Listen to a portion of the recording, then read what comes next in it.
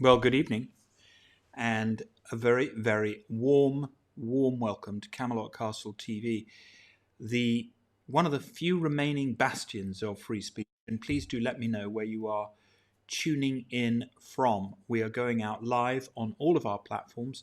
Unfortunately, I'm still censored, and so I'm on my wife's Facebook platform, which is a comment of today that the freer you speak, the more likely you are to be censored. Now, I just want to know on here, what does everybody make of the Meghan Markle interview? I'm very interested to know because some time ago we did point out that Meghan's star was most certainly on the rise, and our own view here is that it is highly likely that Meghan Markle will either run for president of the United States or for vice president of the United States, possibly as early as 2024, in a joint platform, possibly with Oprah Winfrey or with somebody else of her choosing.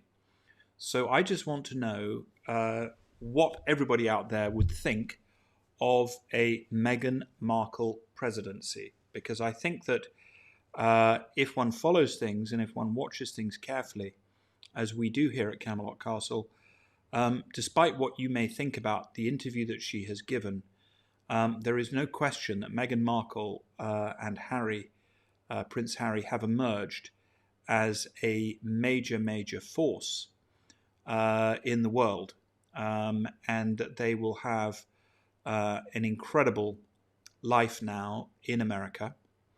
All sorts of things are happening over here. Of course, Piers Morgan has resigned. And that, of course, is a good thing, because Piers Morgan, you know, he did maintain a personal vendetta against Meghan Markle and against Prince Harry. And it was completely unreasonable. In fact, I think it's probably one of the worst examples of excess, like a bullying or a targeting of a particular individual. So I just want to know, are we all ready in 2024 to move from a Biden administration to a Meghan Markle and possibly Oprah Meghan Markle administration? Certainly, somebody has got to run for president in 2024, and the Democrats are going to need a very strong candidate to beat either President Trump or to beat whoever President Trump decides to support. So I think it's very, very important. Chrissy Summer Jenkins says, "God help us." I assume that means that you don't like the idea of a Meghan Markle presidency. I do think that the possibility of this is quite high. Not that I am always correct in my political predictions, but once in a while we do get it right. And I think all the signs are there.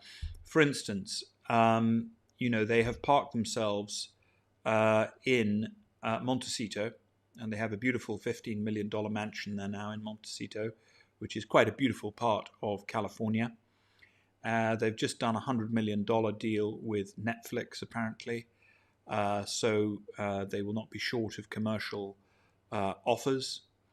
And of course, if you can imagine the dinner parties that will be occurring in Montecito, Harry and Meghan will be the epicenter of the left, and their ideas and the philosophy that is going to emanate from their salon, you could say.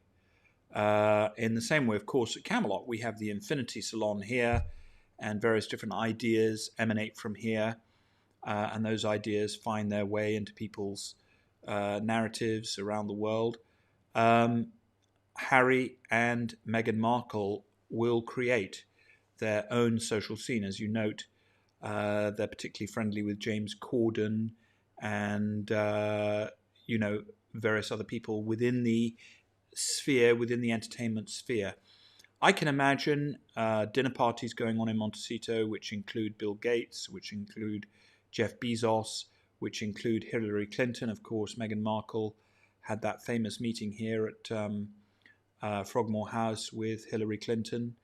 And of course, the contents of what was discussed at that meeting were private. But you need to take a look.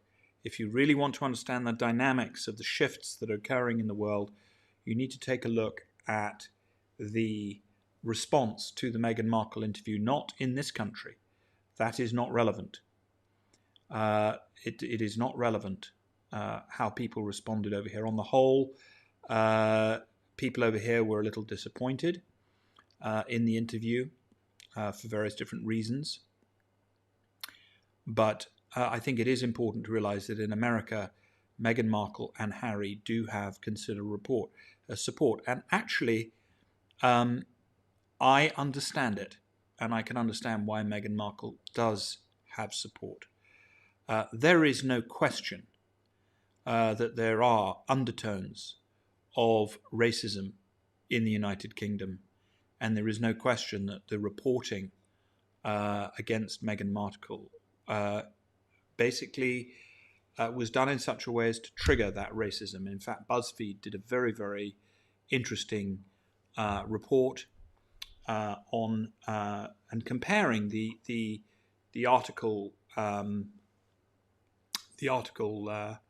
If you compare the articles written about Meghan Markle and you compare those articles to the articles written about Kate Middleton, Prince William's wife, the Duchess of Cambridge, the two of them were received in completely different ways.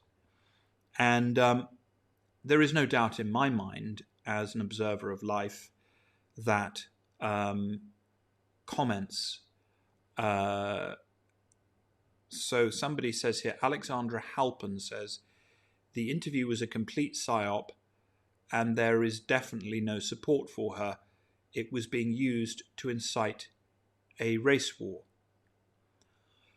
Well, from what I've observed, that's not true.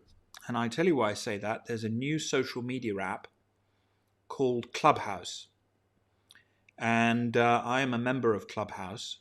And do please follow me on Clubhouse because it's quite a fun app. You need to be sort of invited, so get somebody to invite you into Clubhouse. I've used up all my invitations, so but it's a very good social media app. And there was a debate going on the night of the interview with a cross-section of people who basically were talking about the Meghan Markle interview. And the support for Meghan Markle was overwhelming. And I, am very, very aware that while not everybody who's listening to this broadcast is going to agree with what I'm saying, my job here is not to tell you things that you're going to agree with, but is to point out things that are distinct possibilities that could happen. And I just wanted to say that for those of you that live in America, in 3 years' time, you may very well be looking at either a president or vice president of your country in Meghan Markle. Actually, I think she'd probably do a better job than President Biden, so I think it would be an improvement. And I do think that President Biden, I feel quite sorry for him, actually, because it really does seem as if he's got some form of dementia. I don't think he's having an easy time. I feel very, very sorry for him. But the left is going to have to come up with someone and a strategy to replace President Biden. He cannot run 2 terms. And let's see what happens. People, don't always agree with everything that we're saying here, but I have to tell you that the traction, and by the way, this interview that you saw is just the launch of Meghan's new trajectory and Harry's new trajectory in the United States. They are going to have an absolutely massive career. They will make hundreds and hundreds of millions of dollars in America from various different deals with various different companies. And because they are philosophically aligned with 90% of the billionaire class in America, they are going to get tremendous, tremendous support. So Critical Thinker says it's not a media position, it's a job to run the free world. Well, I understand that. But please understand that we live in a world where your ability to generate media is very important. It is very important indeed. Hello, Ted. I'm just in the middle of a broadcast here, if that's okay. We were discussing here various different things, and one of which is the upcoming potential Meghan Markle presidency or vice presidency with Oprah. So various other different people are communicating about this. Because I'm a great believer in free speech, the last thing that I'm going to do is suggest that Meghan Markle should not be allowed to communicate whatever she wants to communicate. I think it is very, very important that they were given their opportunity to communicate.